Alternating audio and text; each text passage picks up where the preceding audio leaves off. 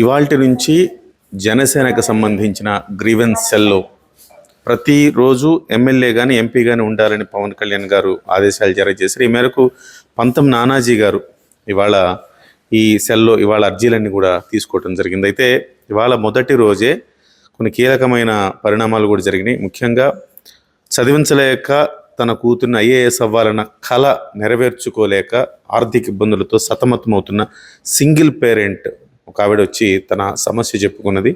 అప్పటికప్పుడు పంతం నానాజీ గారు ఆ సంస్థ యాజమాన్యానికి ఫోన్ చేసి డిస్కౌంట్ కాదు పూర్తిగా మాఫీ చేయండి అని అర్థించడం జరిగింది. దానికి ఆయన కూడా విన్నపానికి ఆయన కూడా సానుకూలంగా స్పందించారు. ఇవాళ ఆయన పూర్తిగా ఆ మాఫీ చేస్తానంటున్నారు. ఒకసారి ఆ మహిళతో ఒకసారి మాట్లాడదాం. అమ్మా నమస్తే అమ్మా. ఇప్పుడు మీ పాప గురించి మీరు దేనికి వచ్చారో ఒకసారి చెప్పండి. నా పాప ఎంతో నేను బిఏ చదువుతాను, ఐఏఎస్ చదువుతానని నేను వద్దన్నా కూడా పట్టుబట్టి కాలేజీలో జాయిన్ అయినప్పుడే సార్ నాకు చాలా సంతోషంగా ఉందమ్మా, పాప కోరిక తీర్చాలి, ఆ పిల్ల చదువుకోవాలన్న ఆలోచన ఉన్నప్పుడు చదివిద్దాం మనం కూడా, నువ్వు సింగిల్ పేరెంట్, మేము చాలా ప్రోత్సహిస్తాము అలాంటి పిల్లల్ని అని చాలా నాకు ధైర్యం చెప్పారు సారు. ఆ ధైర్యంతోనే నేను జాయిన్ చేశాను. నా కొంతమంది బంధువులు, నా తమ్ముడు సహాయంతో బిడ్డను ఇప్పటి వరకు చదివించుకుంటూ వచ్చాను. ఇప్పుడు స్తోమత లేని పరిస్థితుల్లో చదవద్దమ్మా మానేయమ్మని నేను నా బిడ్డను ప్రాధేయపడుతుంటే నేను నేను చదువుతాను, నేను ఇప్పటి వరకు చదివాను, ఐఏఎస్ అవుదాం అనుకున్నాను, ఇప్పుడు లా చేద్దామని ఎంతో ఆశపడుతుంది, నేనేం చదవలేని పరిస్థితిలో ఉన్నాను, ఏం చేయాలో తెలియని దిక్కుతోచని పరిస్థితిలో ఉండగా నాకు ఈ ప్రజా దర్బార్ అని పవన్ కళ్యాణ్ సార్ నాకు ఇలాగ అవకాశం ఇచ్చారు. చాలామందికి మేలు జరుగుతుంది, అప్పటికప్పుడు జరిగిపోతున్నాయి, వెళ్ళగానే జరుగుతున్నాయి అంటే నేను నమ్మలేదు. ఇక్కడ ఈరోజు ఈ క్షణంలో వచ్చాను. నేను రాగానే భోజనానికి వెళ్తూ ఆగిపోయి నా మాట విని అంతలోనే వెంటనే ఫోన్ చేసి సార్ వాళ్ళతో మాట్లాడి నాకు సర్టిఫికేట్లు ఇప్పించాలని నిర్ణయించుకున్నారు. నా బిడ్డ సర్టిఫికేట్లు తేలేక చదివించుకోలేని పరిస్థితుల్లో దీనస్థితిలో ఉండగా నేను ఈరోజు ఇక్కడికి వస్తే నాకు ఇంతలోనే ఈరోజు వచ్చిన రోజే నాకు పరిష్కారం దొరికింది. సార్ వాళ్ళతో మాట్లాడతాం, సార్ సర్టిఫికేట్లు ఇస్తామంటాం, వాళ్ళు పెద్ద మనసు చేసుకొని మొత్తం మాఫీ చేస్తారు. నా బిడ్డ పై చదువుల కోసం వాళ్ళు కూడా ఎంతో సహకరిస్తున్నారు. ఇంకా మిగతా నారాయణ కాలేజీలో సర్టిఫికేట్లు కూడా తెప్పిస్తానన్నారు. అవి కూడా ఎంతో సహాయం చేస్తున్నారు. నాకు బిడ్డ చదువుకోవాలన్న కోరిక తీరుస్తున్నారు. నాకు ఎంతో సంతోషంగా ఉంది, ఎంతో గర్వపడుతున్నాను. ఇవాళ అసలు ఎంతవరకు డిప్యూటీ సీఎం ఎవరో మాకు తెలియదు. ఇప్పుడు డిప్యూటీ సీఎం పవన్ కళ్యాణ్ అనేసరికి నా బిడ్డలు చెప్తుంటే నేను నమ్మలేదు. పిల్లలు నాకు చెప్పారు పవన్ కళ్యాణ్ సార్ చేస్తారని. పిల్లలు చెప్తే నమ్మాం కానీ పెద్దవాళ్ళంగా మేము నమ్మలేకపోయాను. అందుకనే ఆ పిల్లలకి ఇంత సహకారం అందిస్తున్నందుకు మీ అందరికీ ధన్యవాదాలు, పెద్దలందరికీ ధన్యవాదాలు తెలియజేసుకుంటున్నాను. నా ఈ బాధ, నా బిడ్డ కోరిక తీర్చినందుకు మీ అందరికీ ధన్యవాదాలు తెలియజేసుకుంటున్నాను. ముఖ్యంగా 25 కేజీల బియ్యం కాదు 25 ఏళ్ల భవిష్యత్తుని ఇస్తానని ప్రతి సందర్భంలో పవన్ కళ్యాణ్ గారు చెప్తూ ఉంటారు. ఇలా ఒక ఐఏఎస్ చదవాలన్న కాంక్ష ఉన్న ఒక బిడ్డకు ఈ రకంగా తక్షణ సహాయం తక్షశిల ఐఏఎస్ అకాడమీ ముందుకు కూడా రావడం శుభపరిణామం. ఏమో రేపు ఒక నిజంగా ఐఏఎస్ అయితే అది పవన్ కళ్యాణ్ గారు పెట్టిన ఈ కార్యక్రమం ద్వారా, అలాగే పంతం నానాజీ గారి ఇనిషియేషన్ ద్వారా ఇక ఒక ఐఏఎస్ అవ్వటానికి ఒక మార్గం సుగమమైందని చెప్పచ్చు. సరే, ఇవాళ మొత్తం ఓవరాల్గా ఎలాంటి గ్రీవెన్సెస్ వచ్చాయి, ఈ సమస్యను వెంటనే పరిష్కరించడం పట్ల తక్షశిల ఐఏఎస్ అకాడమీ నుంచి వాళ్ళు కూడా స్పందించడం పట్ల పంతం నానాజీ గారి స్పందన తీసుకుందాం. సార్ నమస్కారం అండి. ఇవాళ ఒక మంచి ఆలోచన చేశారు పవన్ కళ్యాణ్ గారు. అంటే ఆయన గ్రీవెన్స్ ఎప్పుడు కూడా నడుస్తూ ఉంటుంది. కానీ మనకు వచ్చినటువంటి 21 మంది ఎమ్మెల్యేలు, ఒక ఎమ్మెల్సీ, 2 ఎంపీలు అందరూ కలిసి ప్రతిరోజు ఎవరో ఒకరు అంటే మనిషి 2 రోజుల పాటు ఇక్కడ ఉండి గ్రీవెన్స్ చేసి ఏదైనా ఉంటే మేము పరిష్కరించే స్థాయిలో మేము పరిష్కరిస్తాం, లేని పెద్ద ఆయన పరిష్కరించే స్థాయిలో ఆయన పరిష్కరిస్తారు. టోటల్గా ఒకవేళ గవర్నమెంట్ నిర్ణయాలు తీసుకోవాల్సి వచ్చిన పెద్ద నిర్ణయాలు ఏమన్నా ఉంటే ఆయన దృష్టిలో పెడతాం, ఆయన చూసుకుంటాం. మిగిలిన కార్యక్రమాలు మేము మా లెవెల్లో మేము పూర్తి చేస్తాం. అందులో సందర్భంగానే ఈవిడ వచ్చారు. ఇవాళ ఈవిడ వచ్చినప్పుడు ఈవిడ ఒక కోరింది, మా అమ్మాయిని ఐఏఎస్ చదివించాలనుకుంటున్నాం, సర్టిఫికెట్లు ఉండిపోయి ఒక కాలేజీలో కొన్ని ఉండిపోయి ఒక కాలేజీలో కొన్ని ఉండిపోయి అంటే ఫస్ట్ తక్షశిల దగ్గర ఫోన్ చేస్తే ఫస్ట్ ఆయన ఒకటే మాట అన్నారు, ఏం చేయమంటారు నన్ను పవన్ కళ్యాణ్ గారి గురించి అన్నారు. ఏం చేస్తారండి, కొంచెం సగం తగ్గించండి నేను. అంతే కాదు నేను పూర్తిగా తగ్గిస్తాను అన్నారు. మళ్ళీ కాసేపు పైకి ఫోన్ చేసి నేనే వచ్చి చేస్తాను, భరోసా ఇస్తాను వాళ్ళకి అని చెప్పి పెద్ద మనసుతోటి ఆయన చేసినందుకు, నిజంగా ఇంత పెద్ద మనసుతోటి సారు అలా చేసినందుకు జనసేన పార్టీ తరఫున మీకు హృదయపూర్వక నమస్కారం. పైపెచ్చి ఇంకో మాట కూడా అన్నారు, క్రియాశీలక సభ్యత్వం తీసుకున్నటువంటి జనసైనికులు ఎవరికైనా సరే నా పరిధిలో ఏదైనా ఉంటే హెల్ప్ చేస్తానని చెప్పి ఆయన ఇంకో మాట కూడా చెప్పారు. సో ఎంత ఇన్స్పైర్ అవుతున్నారంటే కళ్యాణ్ గారి మీద నిజంగా నేను గ్రీవెన్స్ పుచ్చుకుంటుంటే వాళ్ళు పెట్టుకుని వచ్చిన నమ్మకం చాలా గొప్ప నమ్మకం పెట్టుకొస్తున్నారు. చాలా నమ్మకంతో వస్తున్నారు. అవి కూడా మేము కూడా చేస్తాం బాగానే. మీరు కూడా ఎప్పటికప్పుడు అందరికీ ప్రభుత్వ అధికారులకు ఫోన్లు చేస్తున్నట్టున్నారు, చూసాము. ఎప్పటికప్పుడు మీరు మొత్తం అక్కడికక్కడే పరిష్కారం కోసం చూస్తున్నట్టున్నారు. అక్కడికక్కడ పరిష్కారం చేస్తున్నాం. చాలామంది కళ్యాణ్ గారు ఆఫీస్ నుంచి చేస్తున్నామని చెప్పగానే ఆఫీసర్లు అందరూ చాలా పాజిటివ్గా రెస్పాండ్ అవుతున్నారు.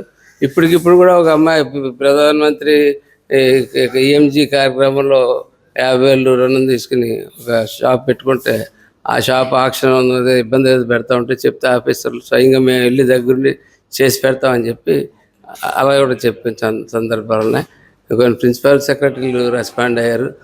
కొన్ని వాటిలో పోలీస్ స్టేషన్లో ఎస్ఐలు రెస్పాండ్ అయ్యారు, ఎంఆర్ఓలు రెస్పాండ్ అయ్యారు, ఆర్డీఓలు రెస్పాండ్ అయ్యారు. ప్రతి చోట ఒక మంచి రెస్పాన్స్ ఉంది. గ్రీవెన్స్ అయితే మటుకు ఖచ్చితంగా అందరూ ఎమ్మెల్యేలు కూర్చుంటే ఇది ఖచ్చితంగా చాలామందికి మేము న్యాయం చేయగలను అవుతాం.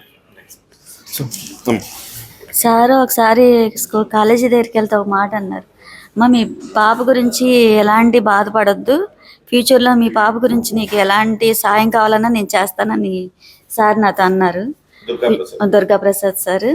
ఏదన్నా ఉద్యోగం కావాలన్నా ఇంకేదన్నా పాపకి చదువు కోసం ఏదన్నా ఇబ్బంది ఎక్కడన్నా అన్నా నేను మీకు చేసి పెడతానని నాకు హామీ కూడా ఇచ్చారు. అసలు చాలా పెద్ద మనసు చేసుకుని ఉన్నారు. నేను ఇక ఏంటంటే ఇక్కడికి వచ్చిన కారణం తెప్పిస్తారన్న ఆశతో వచ్చాను. అదిగాక నేను ఫైనాన్షియల్గా నేను 13,000 జీతం సార్ నాది, కోర్టులో చేస్తున్నాను. మాకు చాలని జీతాలు, సమాన పనికి సమాన వేతనం లేదు.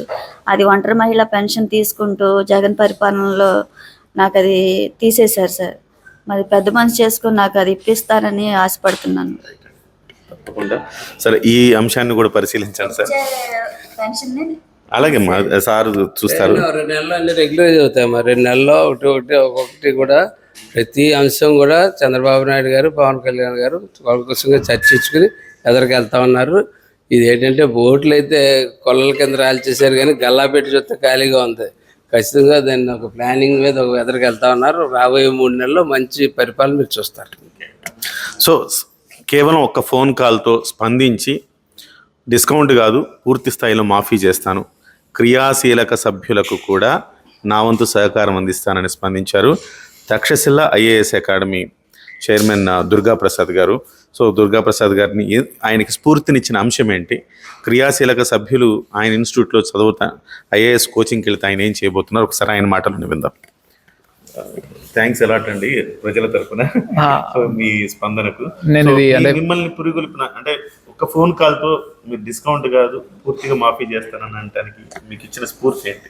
నేను ఇది గొప్ప విషయంగా ఏం చూడట్లేదండి జనరల్గా. ఎందుకంటే నేను క్లాసెస్లో మేము రోజు పాఠాలు చెప్పేది సోషల్ జస్టిస్ ఎలా ఉండాలి, మనకి పాలసీ మేకింగ్ ఎలా జరగాలి, ఒక ఇంటిగ్రిటీతో, ట్రాన్స్పరెన్సీతో, అకౌంటెన్సీతో పాలసీస్ ఎలా జరగాలి, అలాంటి టీచింగ్ మేము జరుగుతున్నప్పుడు బయట జరిగే సిచ్యువేషన్స్ మాకు బాగా డిస్టర్బెన్స్ క్రియేట్ చేస్తుంటాయి. క్లాసెస్లో పిల్లలు అడిగే క్వశ్చన్స్ కూడా మేము ఆన్సర్ చెప్పలేని సిచ్యువేషన్లో ఉంటాం బయట సిచ్యువేషన్స్ని.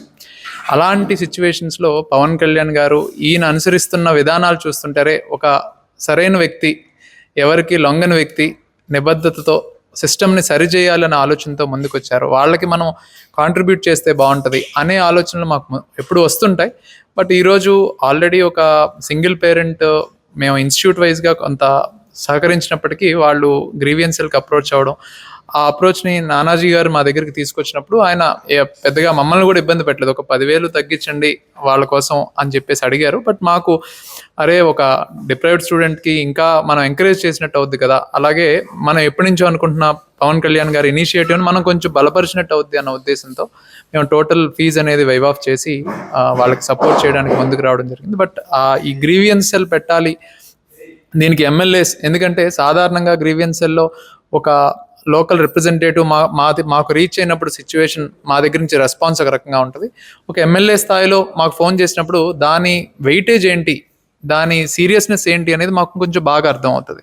సో దానికి మేము స్పందించే విధానం డిఫరెంట్గా ఉంటుంది కాబట్టి డెఫినెట్గా సో ఆ రకంగా సార్ ఫోన్ చేయడం, దాన్ని నేను నా కాంట్రిబ్యూషన్ ఉండాలి, అదొక రెస్పాన్సిబిలిటీగా తీసుకోవడం అనేది బాగుంటుందని చెప్పేసి నేను కూడా ముందుకు వచ్చాను. సో ఇందులో నేను స్పెసిఫిక్గా చేసేది ఏం లేదు. బట్ ఏంటంటే నా ఉద్దేశంలో ఈ యూత్ బేస్డ్ ఈ పార్టీలో ఎక్కువ ఉంటుంది కాబట్టి వాళ్ళకి, అందులోనూ middle class, lower middle class వాళ్ళు ఉంటారు కాబట్టి నేను క్రియాశీలక సభ్యత్వం ఉన్న జనసేన పార్టీలో ఉన్న వాళ్ళందరికీ కూడా నా సైడ్ నుంచి ఏదైనా చేద్దాము అన్న ఉద్దేశంతో వాళ్ళకు ఒక 25% వరకు నేను నా సైడ్ నుంచి ఈ ఐడి కార్డ్స్తో ఉన్న వాళ్ళందరికీ కూడా నా సైడ్ నుంచి బెనిఫిట్ చేద్దామని చెప్పేసి ఆలోచిస్తున్నాను. దట్స్ గ్రేట్ అండి, దట్స్ గ్రేట్ అండి. 25%. చాలా చాలా చాలా గొప్ప విషయం అండి. నిజంగా నేను చాలా అరుదైన వ్యక్తులు కలుస్తూ ఉంటుంటాం. ఒక్క సహాయం కోరితే మీరు పవన్ కళ్యాణ్ గారిని చూసి ఇన్ని సహాయాలు చేస్తానన్నందుకు జనసేన పార్టీ పట్ల మీకున్న అభిమానానికి థ్యాంక్ యూ వెరీ మచ్ అండి. మిగిలిన వాళ్ళు మిమ్మల్ని చూసి స్ఫూర్తిగా చాలామంది ముందుకు అడుగు వేసి సమాజాన్ని నడపాలని చెప్పి కోరుకుంటున్నాను.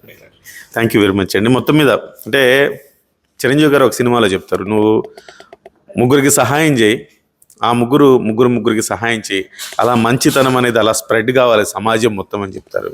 బహుశా అలాంటి మాట పవన్ కళ్యాణ్ గారు చెప్పలేదు కానీ చేసి చూపించారు. ఆయన ఇచ్చిన స్ఫూర్తి ఈ రకంగా ప్రతి ఒక్కళ్ళు మనం కూడా సమాజానికి ఏమైనా చేయాలి, మనం కూడా ఆయన అంత చేస్తున్నాడు కదా. ఇవాళ దేశంలో ఒక ప్రమాదవశాత్తు క్రియాశీలక సభ్యుడు చనిపోతే 5 లక్షల రూపాయలు ఇవ్వటం అనేది బహుశా కొన్ని పార్టీలు ఇస్తుండొచ్చు 1 లక్ష రూపాయలు, అట్లా 5 లక్షల రూపాయలు ఇవ్వటం అనేది కొన్ని వందల మందికి ఇప్పటికే ఇవ్వటం అనేది ఒక చరిత్ర అని చెప్పాలా. సో అంత బాధ్యతాయుతంగా సమాజం పట్ల ఉన్న పవన్ కళ్యాణ్ గారు ఆ స్ఫూర్తి ఈ రకంగా తక్షశిల ఐఏఎస్ అకాడమీ దుర్గాప్రసాద్ గారికి కావచ్చు, అందరికీ ఆ స్ఫూర్తితోనే వీళ్ళందరూ కూడా సహాయం చేయడానికి ముందుకు వస్తున్నారు. నమస్తే.